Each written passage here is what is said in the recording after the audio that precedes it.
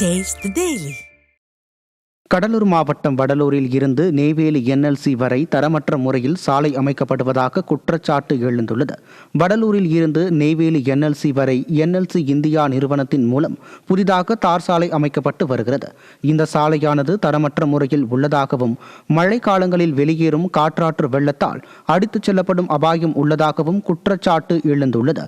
எனவே தரமான தார் சாலை அமைக்க வேண்டும் எனவும் வருடத்திற்கு 1000 கோடி லாபம் ஈட்டும் என்எல்சி கூட திமுக அரசை போலவே தரமற்ற முறையில் சாலை போடுவதாகவும் மக்கள் தெரிவித்துள்ளனர். கள்ளக்குறிச்சி மாவட்டம் திருக்கோவிலூர் அருகே கிடப்பில் போடப்பட்டுள்ள சாலை பணியால் இன்னலுக்கு ஆளாவதாக பொதுமக்கள் குற்றம் சாட்டியுள்ளனர். எடையூர் கிராமத்தில் அரசு ஆரம்ப சுகாதார நிலையத்திற்கு செல்லும் பிரதான சாலையின் சீரமைப்பு பணிகள் ஜல்லி கொட்டப்பட்ட நிலையில் பல மாதங்களாக கிடப்பில் போடப்பட்டுள்ளதாக குற்றச்சாட்டு எழுந்துள்ளது. இதன் காரணமாக அவதியடைந்துள்ளதாக சுகாதார நிலையத்திற்கு வரும் கர்ப்பிணி பெண்கள் மற்றும் கிராம மக்கள் வேதனை தெரிவித்துள்ளனர். திமுக ஆட்சியில் அடிப்படை தேவைகளுக்கு கூட போராட வேண்டிய அவல நிலை உள்ளதாக மக்கள் குற்றம் சாட்டியுள்ளனர். மாசமாக வராங்க, பொம்பளைங்க சின்ன பசங்க எல்லாம் வருதுங்க. ரோடு போட்டு 4 மாதமாச்சு. ஜல்லி பரப்பிட்டவனுங்க போகிற வண்டிக்காரன் பூரா தலைக்கே ஊந்து 16 பேர் வரைக்கும் கால்கை ஒடிச்சு போட்டான்.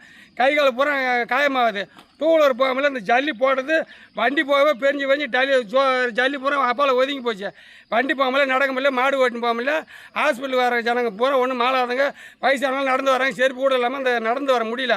இதை எவன் எடுத்தான் கான்ட்ராக்ட் எடுத்தான் தெரியல. திமுக சொல்கிறானவன் பணத்தை எடுத்துன்னு போட்டாலாம் போடல, அதுவும் தெரியல.